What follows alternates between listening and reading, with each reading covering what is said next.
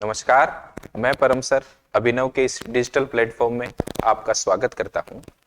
हमारा लेसन चल रहा था भाई, कंप्यूटर जो फंडामेंटल है, बेसिक कंप्यूटर, इसकी बात अपन कर रहे थे।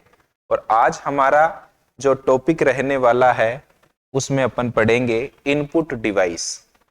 इनपुट डिवाइस वे डिवाइस जिनसे मैं कंप्यूटर में डेटा, अनुदेश निवेश कर सकता हूं, इनपुट कर सकता हूं, वे वाली डिवाइस कहलाती है इनपुट डिवाइस। क्लियर भाई? जिनसे मैं कंप्यूटर को निर्देश दे सकता हूं, जिनसे मैं कंप्यूटर से काम करवा सकता हूं, वो वाली डिवाइस कहलाती है इनपुट डिवाइस। आप पीछे देख रहे होगे स्क्रीन पे, ये वाली इनपुट डिवाइस है ना, कीबोर्ड, ये भी इनपुट डिवाइस है। और कीबोर्ड को स्टैंडर्ड इनपुट डिवाइस कहते हैं। स्टैंडर्ड मतलब सबसे ज्यादा इनपुट डिवाइस उपयोग में यही आती है, कीबोर्ड। दुनिया का ऐसा कोई कंप्यूटर नहीं है जिसमें कीबोर्ड ना हो। कीबोर्ड उसमें होगा ही, चाहे तो वो ऑन स्क्रीन पे होगा, चाहे वो अलग से केबल वाला यूएसबी के थ्रू जुड़ने वाला कीबोर्ड होगा। मतलब दुनिया का ऐसा कोई कंप्यूटर नहीं है जिसमें कीबोर्ड ना हो। तो ये स्टैंडर्ड इनपुट डिवाइस है, इसकी अपन बात करेंगे, इसको ध्यान से पढ़ेंगे। पहले अपन इसके डायग्राम से समझ लेते हैं कि भाई इनपुट डिवाइस को अपन कैसे कैसे भागों में बांट के अच्छे तरीके से कैसे पढ़ सकते हैं। तो चलते हैं अपने टॉपिक पे।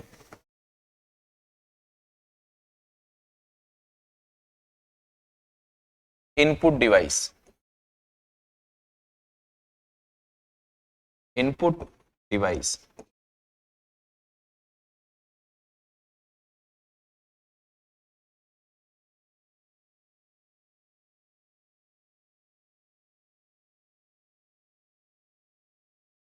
ठीक है। इनपुट डिवाइस वे डिवाइस जिससे मैं कंप्यूटर में डेटा, परिभाषा लिख लेते हैं एक, वे डिवाइस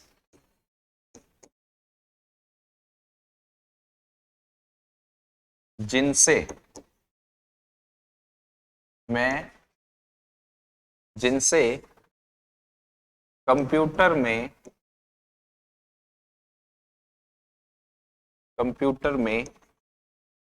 डेटा या इंस्ट्रक्शन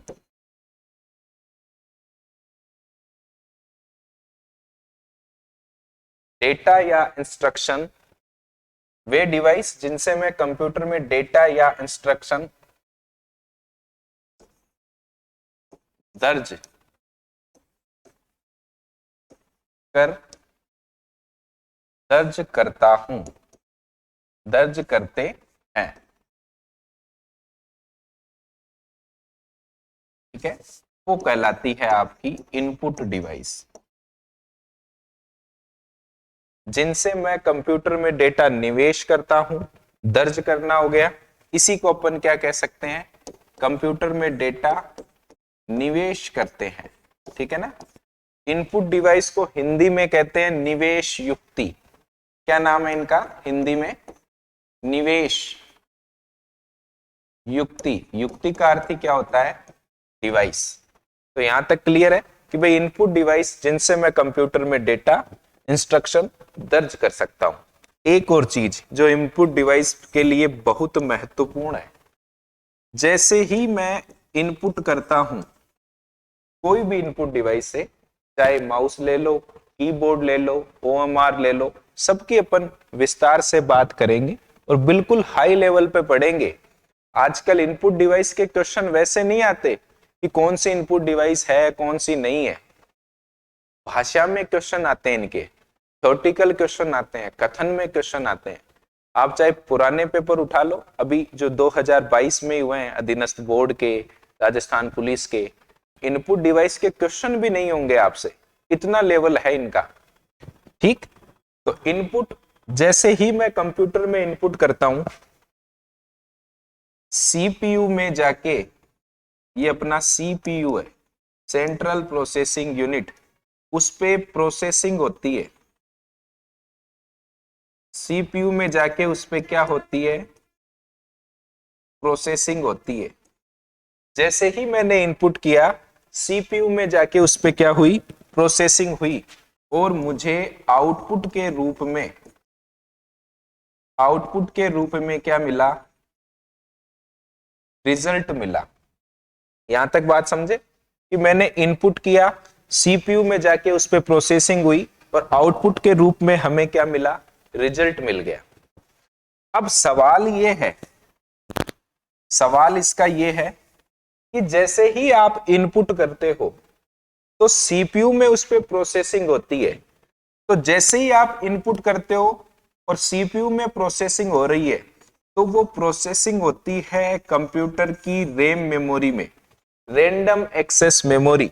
हमने मेमोरी में पढ़ा था कि कंप्यूटर की सारी प्रोसेसिंग रैम में होती है, रैंडम एक्सेस मेमोरी। इसीलिए तो अपन कहते हैं कि एक कंप्यूटर की, एक मोबाइल फोन की रैम ज्यादा होनी चाहिए। अपन हर बार रैम ही तो बढ़ाते हैं।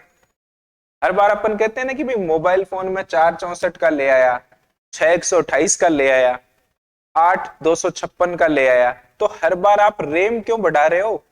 क्योंकि आपका मोबाइल हैंग ना हो, क्योंकि आपका कंप्यूटर हैंग ना हो, इसलिए आप उसकी रैम बढ़ा रहे हो। क्लियर? क्योंकि सारी की सारी मोबाइल की प्रोसेसिंग, कंप्यूटर की प्रोसेसिंग रैम में होगी। तो इनपुट की प्रोसेसिंग कहां होगी? रैम में होगी। और जैसे ही वो आउटपुट डिवाइस पे भेजेगा, भाई आपने कुछ टाइप किया और मॉनिटर की स्क्रीन पे आपको दिखेगा, और आउटपुट डिवाइस के भेजे जाने से पहले वो कहां रहेगा? रैम में। प्रोसेसिंग भी कहां होगी? रैम में। और आउटपुट डिवाइस पर भेजे जाने से पहले भी वो कहां रहेगा? रैम में। ये क्वेश्चन पूछा जाता है। भाई आउटपुट डिवाइस पे भी भेजा नहीं है, भेजते ही तो वो कहां चला जाएगा? रोम में। भेजे जाने से पहले वो कहां होता है? रैम में। तो क्लियर है कि भाई प्रोसेसिंग इनपुट डिवाइस का जो परिणाम है वो आउटपुट डिवाइस पे भेजे जाने से पहले रैम में ही रहता है। ये क्वेश्चन आया था ऐसा, तो ये यहां से क्लियर होगा कि दोनों की दोनों चीजें रैम में ही रहती है आउटपुट डिवाइस पर भेजे जाने से पहले। यहां तक क्लियर है परिभाषा इनपुट डिवाइस की। अब अपन इसको एक ग्राफ के रूप में समझते हैं। ठीक है,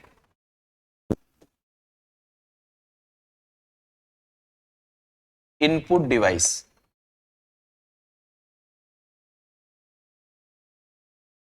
इनपुट डिवाइसेस, और दो प्रकार से अपन इसको पढ़ेंगे भाई। बहुत ही शानदार तरीके से अपन चलेंगे और बिल्कुल विस्तार से अपन इस टॉपिक को क्लियर करेंगे। रटने की जरूरत नहीं है, इसको समझने की जरूरत है। तो सबसे पहले अपन बात करते हैं ह्यूमन डेटा एंट्री। वे इनपुट डिवाइस जिन्हें मानव सीधे छू के कंप्यूटर में इनपुट कर सकता है। मानव सीधा उनको हाथ लगा के सीधा इनपुट कर सकता है।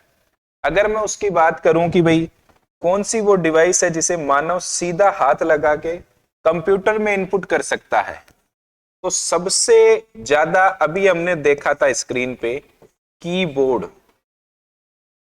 कीबोर्ड को मानव डायरेक्ट छू सकता है और डेटा इनपुट कर सकता है। ह्यूमन का अर्थ क्या होता है? मानव। क्लियर? तो ये हो गया ह्यूमन डेटा एंट्री। ठीक है, इसमें एक तो आ गया कीबोर्ड और दूसरा पूरा का पूरा एक टॉपिक चलता है और जहां से सवाल पूछे जाते हैं, pointing device. Pointing device, pointing devices, screen पे जो डायरेक्ट काम करती है, वे डिवाइस जो आपकी मॉनिटर की स्क्रीन पे डायरेक्ट काम करती है, वो कहलाती है पॉइंटिंग डिवाइस। आपका जो कर्सर है ना, माउस का कर्सर, तीर का निशान, वो पॉइंटिंग डिवाइस है, माउस। ऐसे ही जॉयस्टिक, सबकी बात करेंगे अपन वन बाय वन। तो पॉइंटिंग डिवाइस में क्या क्या आती है, वन बाय वन अपन इसकी चर्चा करते हैं। सबसे पहले अपन माउस की बात करेंगे। माउस विस्तार से पढ़ेंगे अपन बिल्कुल। Track ball, track ball, joystick, joystick, touch pad, touch pad. तो लैपटॉप का जो माउस होता है ना उसे टच पैड कहते हैं। जो मोबाइल में या वीडियो गेम खेलने के लिए जो काम में ली जाती है डिवाइस उसे जॉयस्टिक कहते हैं। ट्रैक बॉल चिकित्सा में काम में लेते हैं अपन, इनकी सबकी विस्तार से चर्चा करेंगे एग्जाम पॉइंट ऑफ व्यू से। Light pen, light pen, digitising tablet, digitising tablet, इसी का दूसरा नाम है graphic tablet, graphics tablet. Clear? Graphic tablet हो गया, डिजिटाइजिंग टेबलेट हो गया। एक और इसमें है, मैं इधर लिख देता हूं, ई स्टाइलिस्ट पेन, ई स्टाइल्स पेन। इलेक्ट्रॉनिक पेन जो आप ये देख रहे हो, ई स्टाइलिस्ट पेन, पैनल बोर्ड पे काम में लेते हैं डिजिटल रूप में। ये भी आपकी इनपुट डिवाइस है, वो भी कौन सी? पॉइंटिंग इनपुट डिवाइस है ये सारी। क्लियर यहां तक? चलो, ये तो सारी हो गई जिनको मानव हाथ से छू के इनपुट कर सकता है, चाहे माउस हो, कीबोर्ड हो, ट्रैक बॉल हो, जॉयस्टिक हो, टच पैड हो, लाइट पेन हो या टेबलेट हो, डिजिटाइजिंग टेबलेट। दूसरी अपन बात करेंगे source data entry, source data entry, जिन्हें मानव नहीं छूता, किसी सोर्स के द्वारा, किसी मशीन के द्वारा कंप्यूटर में डेटा इनपुट किए जाते हैं। सोर्स क्या क्या हो सकते हैं? तो सोर्स की मैं बात करूं कि भाई सोर्स क्या क्या हो सकते हैं। ठीक है, सोर्स की अपन बात करें तो सोर्स हो सकते हैं ऑडियो,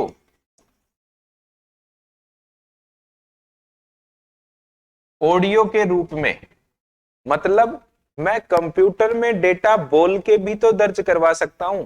जैसे आप गूगल को कहते हो ना कि भारत की राजधानी कहां है, आपने उसे बोल के कहा और वो डेटा कंप्यूटर में इनपुट होके आपको फोन से जवाब मिलता है, तो वो बताता है ना कि भारत की राजधानी कहां है। कोई भी सवाल पूछ लो तो आप बोल के कंप्यूटर में डेटा इनपुट करवा रहे हो। ऑडियो, और ऑडियो में क्या क्या आते हैं? ऑडियो में क्या क्या आते हैं? मिडी कीबोर्ड, मिडी कीबोर्ड वो भजन संध्या में काम में लेते हैं ना, उसमें भी तो ऑडियो जा रहा है, आपको संगीत सुन रहा है, ऑडियो इनपुट डिवाइस है वो। ठीक है, दूसरा साउंड कार्ड, साउंड कार्ड। आपका जो कंप्यूटर है, आपका जो टीवी है, उसके आगे आपको लाल पीली ऐसी पिन दिखाई देती है ना, ऑडियो वीडियो पिन, जिससे आप डिस्क चलाते हो, जिससे आप डीवीआर डीवीडी चलाते हो। तो वो उस जो पिन लगी हुई है उसके पीछे जो साउंड बना रहा है, ऑडियो की ध्वनि बना रहा है, पूरा का पूरा एक कार्ड लगा हुआ है, उसे कहते हैं साउंड कार्ड। ठीक है, स्पीच, स्पीच रिकॉग्निशन,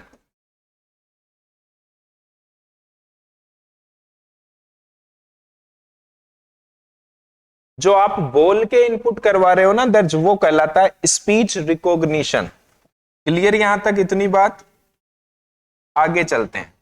ऑडियो के रूप में करवा रहा हूं मैं वीडियो, मैं कंप्यूटर में दिखा के भी तो इनपुट दर्ज करवा सकता हूं। जैसे अभी आप देख रहे हो, मतलब ये कैमरे से रिकॉर्ड हुआ है, और कैमरा कौन से डिवाइस में आ गया? वीडियो के रूप में इनपुट कर रहा है, ये रिकॉर्ड कर रहा है हमारी सारी सूचनाओं को वीडियो के रूप में और कंप्यूटर में स्टोर कर रहा है। तो वीडियो भी क्या होता है? डिजिटल कैमरा वगैरह, ये भी इनपुट डिवाइस है। तो वीडियो में क्या क्या आ गया? वीडियो में डिजिटल कैमरा, डिजिटल कैमरा, ठीक है। एक हो गया वेब कैमरा, जिससे आप चैटिंग करते हो, जो आपके मॉनिटर की स्क्रीन पे लगाया जाता है अलग से, वेब कैमरा। क्लियर। तीसरी जो इसकी बात करते हैं सोर्स की, ये दोनों सोर्स ही है। तीसरा जो अपन सोर्स की बात करेंगे तीसरे की, वो है ऑप्टिकल। ऑप्टिकल का अर्थ यहां होता है प्रकाश। प्रकाश कह दो या लेजर कह दो। वे डिवाइस जो कंप्यूटर में डेटा प्रकाश के द्वारा, लेजर के द्वारा, लेजर किरणों के द्वारा, लेजर तकनीक के द्वारा इनपुट करते हैं, वो कहलाते हैं ऑप्टिकल डिवाइस, लेजर डिवाइस। अब ये भी मशीन ही इनपुट कर रही है। तो ऑप्टिकल में क्या होता है, बहुत ही विस्तार तरीके से अपन पढ़ेंगे कि भाई ऑप्टिकल में कौन कौन सी डिवाइस है। ठीक है, अपन वन बाय वन क्लियर करते चलते हैं इनको। तो ऑप्टिकल में अपन सबसे पहले पढ़ेंगे स्कैनर को।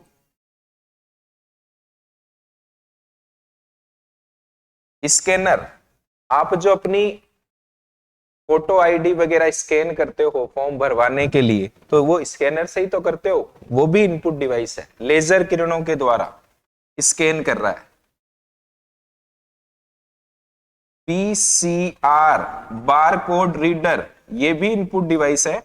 ऑप्टिकल, ओएमआर, ये भी इनपुट डिवाइस है।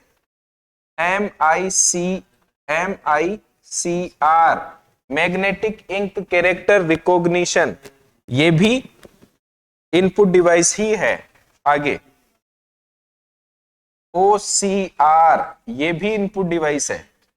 एक आप काम में लेते हो क्यू आर कोड, ठीक है ना, क्यू आर कोड या क्यू आर, जो क्यू आर कोड को जो स्कैन करने वाला है ना, वो भी तो आपका इनपुट डिवाइस ही है। तो क्यू आर कोड भी अपन इसमें पढ़ेंगे। और एक दो की बात कर लेते हैं, जो चीजें जैसे बायोमेट्रिक, बायोमेट्रिक सेंसर, जो आपका थंब इंप्रेशन है, जब आप आधार कार्ड बनाने गए थे तो आपकी आंखों का उसने इनपुट लिया था ना, कि भाई इंसान के हाथ, इनके निशान तो चलो वो कैसे जैसे बेईमानी कर ले, आंखें कैसे बदलेगा। तो बायोमेट्रिक सेंसर आंखों की, हाथ का जो थंब इंप्रेशन, जब आप पैसे निकलवाते हो आधार कार्ड से तो लगाते हो ना बायोमेट्रिक, तो वो बायोमेट्रिक भी इनपुट आपका पहले से ही दर्ज है उस कंप्यूटर में, तभी तो वो पासवर्ड खुलेगा, तभी तो वो लॉगिन करेगा। तो बायोमेट्रिक सेंसर भी किसमें है, इनपुट डिवाइस में। एक और पढ़ेंगे अपन, punch card reader. Punch card reader, punch card reader ये भी किसमें आता है, इनपुट डिवाइस में। तो यहां एक ही डायग्राम से अपन पूरे इनपुट डिवाइस को अपन समझ लिए, इसमें कोई किसी भी प्रकार की परेशानी नहीं है, कोई चीज आपको रटनी नहीं है। भाई इनपुट डिवाइस दो टाइप के, human data entry source, direct मानव हाथ लगा के इनपुट कर रहा है, वो किसी सोर्स की सहायता से, यानी वो बोल करके कर रहा है तो ऑडियो, अगर वो दिखा करके वीडियो के रूप में स्टोर कर रहा है तो वो वीडियो इनपुट डिवाइस। ऑप्टिकली वो लेजर तकनीक से अध्ययन कर रहा है, जैसे स्कैनर में बार कोड रीडर, वो चिप लगी हुई होती है ना, बार कोड स्कैन करते हैं, बार कोड, ओएमआर, ये सारे के सारे, एमआईसीआर चेक के ऊपर, ये सारी की सारी किससे हो रही है चीजें, ऑप्टिकल से, लेजर से हो रही है। तो ये सारे के सारे किस में आ गए, अपने ऑप्टिकल में आ गए। इस हिसाब से अपन इस टॉपिक को क्लियर करेंगे। यहां तक क्लियर है। अब अपन बात करते हैं कि भाई ह्यूमन डेटा एंट्री में सबसे पहले अपन कीबोर्ड की बात करेंगे। तो कीबोर्ड की चर्चा करते हैं अपन। कीबोर्ड,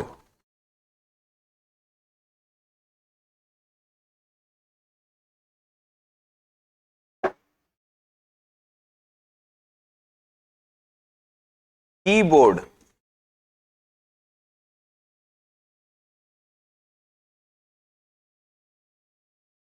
कीबोर्ड,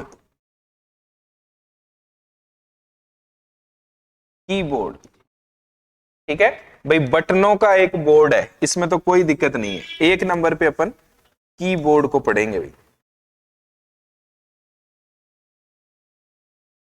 कीबोर्ड,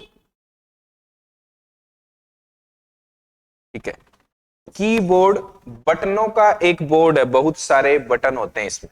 अगर इसके आविष्कार की अपन बात करें कि भाई आविष्कार इसका कब किया गया, तो 1868 में इसका आविष्कार किया गया। और आविष्कार करने वाले व्यक्ति Christopher Latham Sholes. Christopher Latham Sholes, कई जगह आपको सोल्स भी मिलेगा, एक ही बात है। क्रिस्टोफर लेथम सोल्स द्वारा कीबोर्ड का आविष्कार किया गया था। क्रिस्टोफर लेथम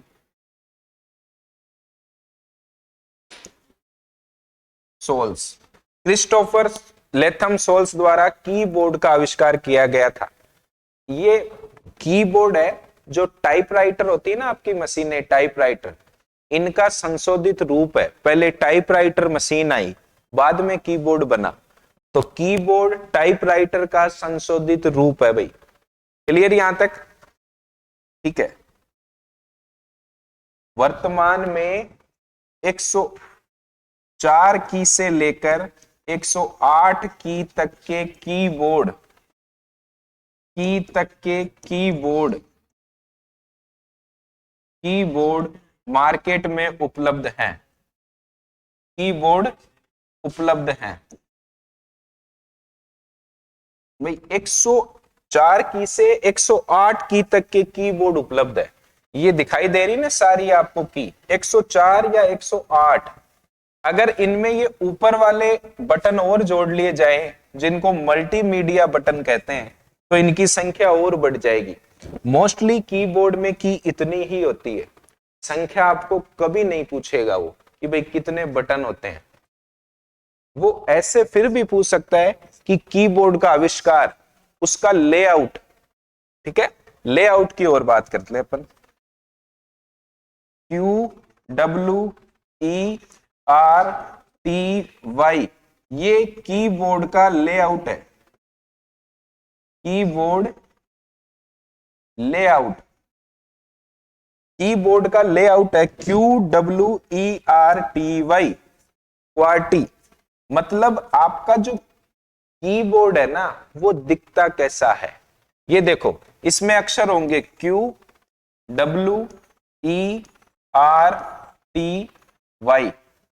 इसमें अक्षर यहीं से स्टार्ट होंगे, बिल्कुल ऐसे कैसे ही कि भाई QWERTY, क्वार्टी। ये कीबोर्ड का लेआउट है। मतलब कीबोर्ड दिखता कैसा है वास्तव में, तो वो दिखता ऐसा ही है, उसमें अक्षर ऐसे ही स्टार्ट होंगे कि भाई QWERTY। बहुत एग्जाम में हूबहू क्वेश्चन पूछा गया है। ये जो QWERTY है ना, इनका क्रम वो अलग करके पूछता है कि कौन सा इनमें से कीबोर्ड का सही लेआउट है। तो QWERTY, इनका क्रम वो आगे पीछे करके, भाई ई को यहां ले आएगा, डब्ल्यू को आगे ले आएगा, तो आप समझ जाओगे कि वो गलत है। तो ये 6 जो अपने लेटर हैं ये याद करने हैं, QWERTY, ये कीबोर्ड का लेआउट है, ऐसा दिखता है। चाहे आप अपने मोबाइल में निकाल लो कीबोर्ड, जो आपके मोबाइल फोन में कीबोर्ड निकलेगा वो होगा ऑन स्क्रीन कीबोर्ड। आपकी जो स्क्रीन पे निकलने वाला कीबोर्ड वो कहलाता है ऑन स्क्रीन कीबोर्ड, ठीक। उसमें भी अक्षर ऐसे ही स्टार्ट होते हैं, QWERTY, क्वार्टी, ठीक है, क्वार्टी कहते हैं इसे, क्वार्टी, ठीक है। क्वार्टी कीबोर्ड का क्या है, लेआउट है। यहां तक क्लियर है आपको? एक बात और है कीबोर्ड के संबंध में कि भाई कीबोर्ड स्टैंडर्ड इनपुट डिवाइस है। यहां लिख देता हूं नोट करके, keyboard, keyboard standard input device है।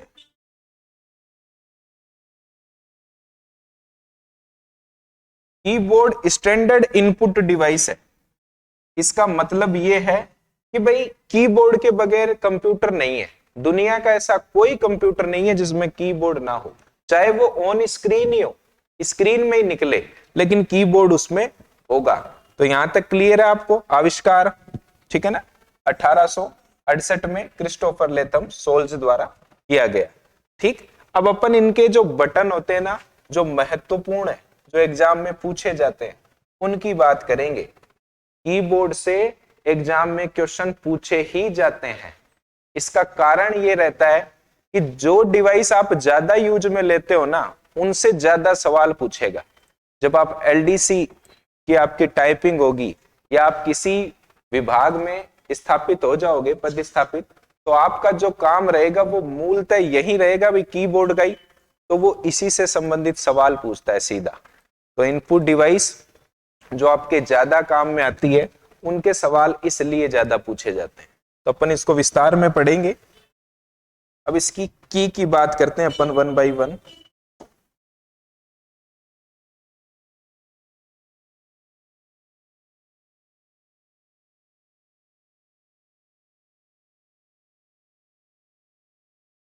कीबोर्ड, ठीक है, और कीबोर्ड की कीज पढ़ रहे थे, कुंजियां, बटन्स पढ़ रहे थे। सबसे पहले वाला बटन एस्केप की, ESC लिखा हुआ रहता है ऐसे, सबसे कोने में लेफ्ट साइड में टॉप की, अभी दिखाया था मैंने, वापस देख लेंगे। एस्केप, एस्केप की, एस्केप की क्या करती है? चालू प्रोग्राम को बंद करने के लिए, चालू किसी प्रोसेस को कैंसिल करने के लिए इस की का उपयोग होता है, एस्केप की।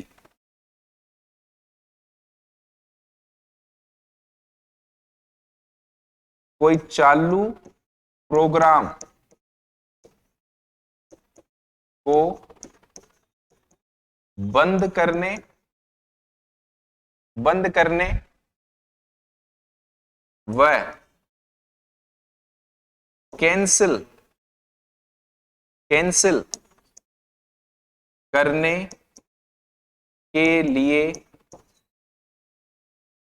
प्रयोग, चालू प्रोग्राम को बंद करने के लिए या किसी वह कैंसिल करने के लिए इस की का उपयोग किया जाता है। सबसे कहां रहती है? लेफ्ट साइड में टॉप पे, ठीक है। इसकी स्थिति कहां रहती है?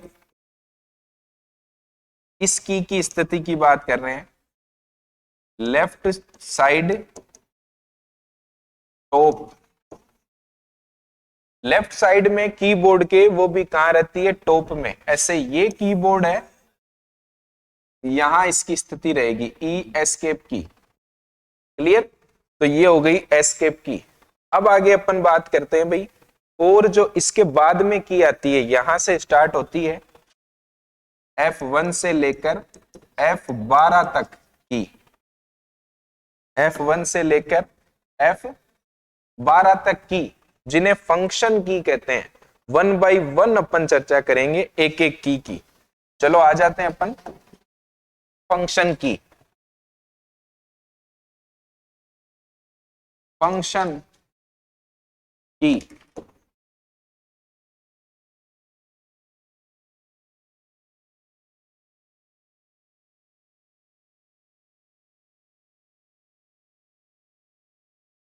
फंक्शन की, फंक्शन की अपन बात करते हैं कि भाई फंक्शन की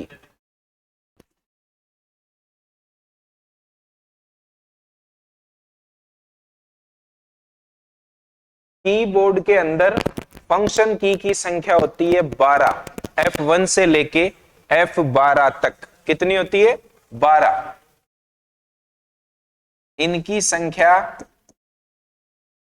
इनकी संख्या, एक मिनट, इनकी संख्या कीबोर्ड में 12 होती है, 12 होती है। और 12 कैसे होगी कि भाई F1 से लेकर F12 तक, ठीक है, F1 से लेकर F12 तक होती है, ठीक है। दूसरी लाइन, प्रत्येक फंक्शन की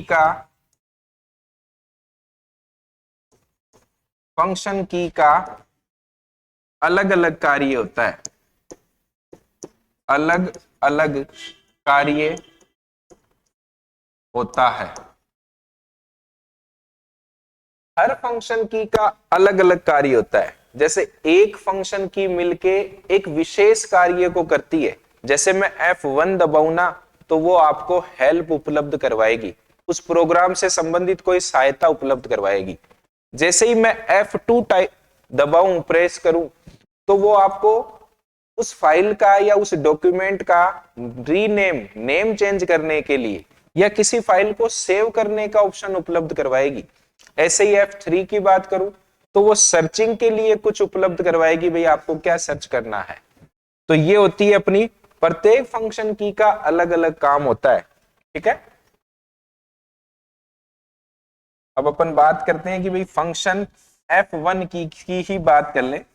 पहली फंक्शन की F1, ठीक है। F1 फंक्शन की का काम, हेल्प के लिए इसका उपयोग किया जाता है। हेल्प, सहायता, सहायता, और वो भी किसी प्रोग्राम में, किसी प्रोग्राम में। भाई किसी प्रोग्राम से संबंधित आपको कोई सहायता चाहिए तो वो F1 की है। एग्जाम में पूछा जाता है कि किस फंक्शन की का क्या कार्य है, मिलके पूरा एक फंक्शन की ही एक स्पेशल टास्क करती है, जैसे सहायता का। क्लियर। दूसरी की बात करूं मैं, F2। F2 फंक्शन की काम करती है रीनेम का। रीनेम, किसी फाइल का नाम बदलना, रीनेम हो गया। कई कई प्रोग्राम में ये सेव का भी काम करती है, यही फंक्शन की F2। किसी फाइल को आप मेमोरी में स्टोर कर सकते हो, रोम में स्टोर कर सकते हो। स्थायी मेमोरी हमने पढ़ी थी ना कि भाई सेव करते ही कहां चला जाता है आपका डॉक्यूमेंट, रोम में चला जाता है। तो सेव कर सकते हो, उसका नाम बदल सकते हो। F3 सर्च के लिए, सर्चिंग के लिए, सर्च के लिए इस की का उपयोग किया जाता है, ठीक है। आपको कोई डॉक्यूमेंट में कोई सूचना मिल नहीं रही, आपका रिजल्ट आ गया, तो फाइंड के लिए, सर्च के लिए F3 की जैसे ही आप प्रेस करोगे तो वो सर्च वाला बॉक्स खुल जाएगा। अब आप इसमें कुछ भी टाइप करके कुछ देख सकते हो। यहां तक क्लियर है। F3। F4 की बात करते हैं। जैसे ही आप दबाओगे ना एल्टर प्लस F4, ठीक है, जैसे ही आप एल्टर प्लस F4 की दबाओगे तो क्लोज एनी प्रोग्राम, किसी भी प्रोग्राम को आप बंद कर सकते हो इससे। क्लोज एनी प्रोग्राम, किसी भी प्रोग्राम को इससे बंद किया जा सकता है एल्टर F4 से। क्लियर यहां तक। बहुत बार पूछी जाती है एल्टर F4। ओपन डॉक्यूमेंट को बंद करने के लिए कौन सी की का इस्तेमाल करते हैं, इतनी बार पूछा गया एसएससी में, संख्या ही नहीं है कितनी बार पूछा गया ये। चलते हैं अपन आगे, F5 की बात करते हैं। F5, F5 जो की है वो काम करती है रिफ्रेश का। रिफ्रेश, रिफ्रेश मतलब कि भाई आपका जो इंटरनेट सही से नहीं चल रहा, वेब पेज सही से नहीं खुल रहा, तो जैसे ही आप F5 की प्रेस करोगे, F5, तो वो पूरा वेब पेज दोबारा रीलोड होगा। ऐसे ही आपकी कोई फाइल नहीं खुल रही, हैंग हो रहा है, तो आप बटन दबाओगे F5, तो वो रिफ्रेश कर देगा, उसे दोबारा से लोड कर देगा, ठीक है। F6, F6 भी इंपॉर्टेंट हो जाती है कि भाई F6 का उपयोग वेब ब्राउजर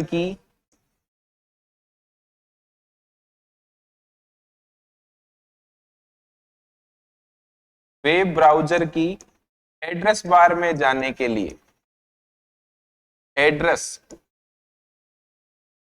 वेब ब्राउजर की एड्रेस बार में जाने के लिए, एड्रेस बार में जाने के लिए, जाने के लिए की कौन सी रहेगी अपनी, F6 की। ठीक है, जैसे ही आपका वेब ब्राउजर है ना, जैसे आपका वेब ब्राउजर की एड्रेस बार में आप जाओगे, इंटरनेट आप चलाते हो, ऐसे वेब ब्राउजर रहेगा और ये HTTP www.google, तो इस वाली एड्रेस बार में जाने के लिए ये वाली की होती है, कौन सी हो गई अपनी, F6। वेब ब्राउजर की एड्रेस बार में जाने के लिए कौन सी की हो गई अपनी, ठीक है ना, समझ गए आप, F6।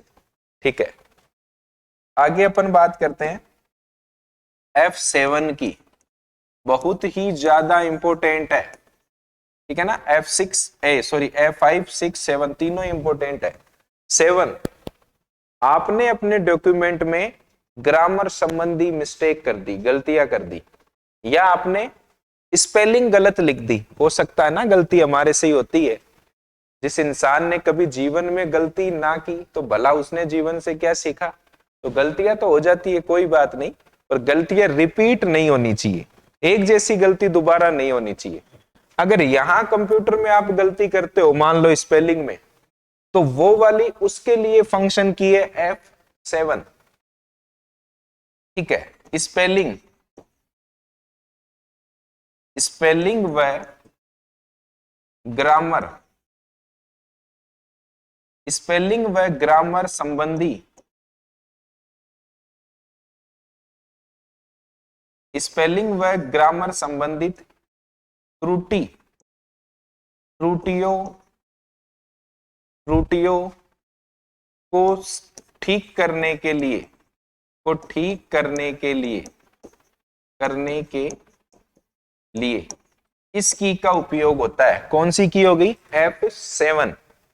मान लो गलत स्पेलिंग लिख दी तो F7 दबाओगे, इस की से आप ठीक कर सकते हो। आगे चलते हैं, F8 की, ये भी इंपॉर्टेंट है। आपने जब प्रथम बार कंप्यूटर खरीदा था, तो जो बेचने वाला उसको व्यक्ति है, उसने पूछा होगा कि इसमें कौन सा ऑपरेटिंग सिस्टम डालूं, इसमें मैं कौन सी विंडो डालूं। जब आपने उसे कहा होगा कि भाई लेटेस्ट डाल दो, भाई 2000 जो नई विंडो है ना, विंडोज 10 डाल दो या 11 डाल दो, तो उसने जब सबसे पहला बटन दबाया था ना उसमें विंडो डालने के लिए, तो सबसे पहले जो बटन दबाया था वो बटन था बूट मेन्यू ओपन करने का। उसने मान लो यूएसबी से लगाया हो, यूएसबी से विंडो डाली हो, पेन ड्राइव से या फिर सीडी से डाली हो, किसी भी सोर्स से उसने डाली हो। विस्तार में अपन पढ़ेंगे, जब अपन ऑपरेटिंग सिस्टम सॉफ्टवेयर पढ़ेंगे कैसे डालते हैं, क्या क्या प्रोसेसिंग होती है। लेकिन यहां अपन बात कर रहे हैं कि जैसे ही उसने सबसे पहले सीडी डाली थी अंदर, या उसने पेन ड्राइव लगाई थी कंप्यूटर या लैपटॉप में, तो सबसे पहले जो बटन दबाया था वो दबाया था F8। इससे बूट मेन्यू ओपन होता है। मतलब बूट मेन्यू विंडोज इंस्टॉल जब आप करते हो उसका मेन्यू है, बूट मेन्यू ओपन करने के लिए, बूट मेन्यू ओपन करने के लिए।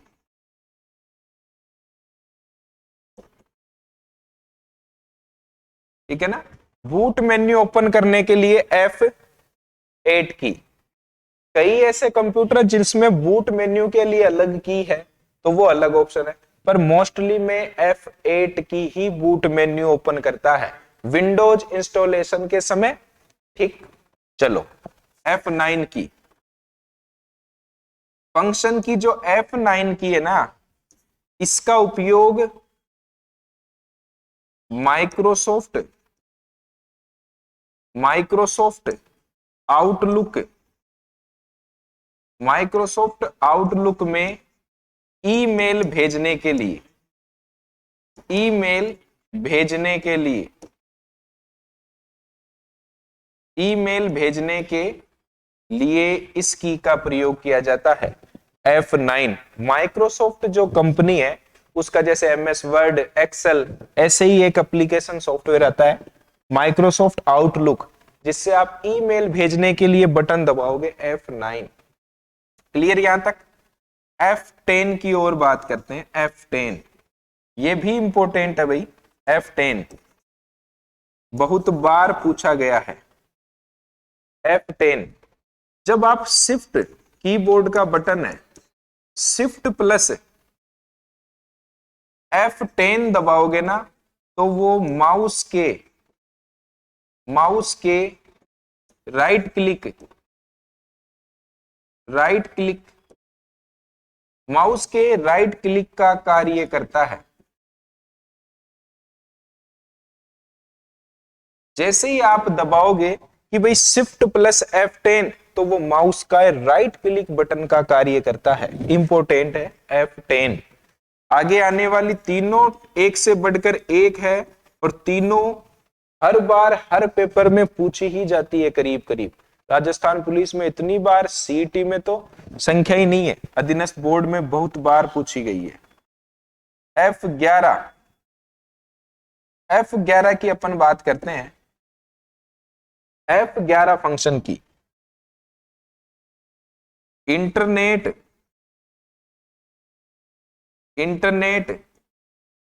एक्सप्लोरर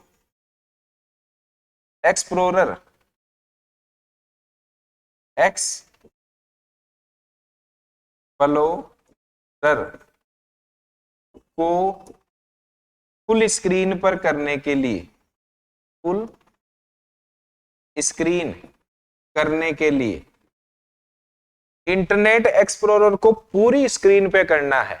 आप इंटरनेट चला रहे हो, आपको पूरी स्क्रीन पे इंटरनेट पूरा स्क्रीन पे करना है, उसके लिए की दबाओगे आप F11।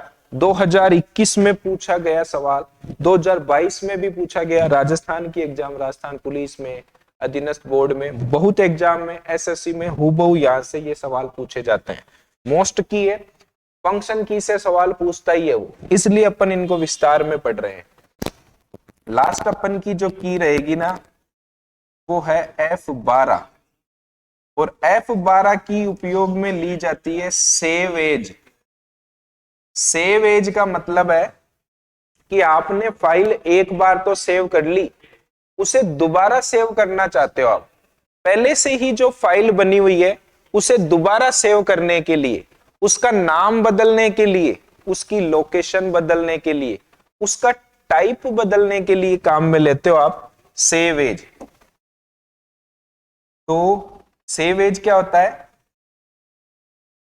किसी फाइल का नाम बदल सकते हो, नेम, उसकी जगह बदल सकते हो, लोकेशन, नाम बदल सकते हो, उसका लोकेशन बदल सकते हो, उसका टाइप बदल सकते हो। पहले वो मान लो PDF फाइल थी, अब आप उसे वर्ड फाइल में चेंज कर सकते हो। पहले वो वर्ड फाइल थी, अब आप उसे भाई कोई और पावर पॉइंट की फाइल बना सकते हो। तो सेव एज के द्वारा आप ये काम कर सकते हो, सेव एज F12 की, ठीक है। किसी फाइल का नाम, लोकेशन, टाइप का बदलाव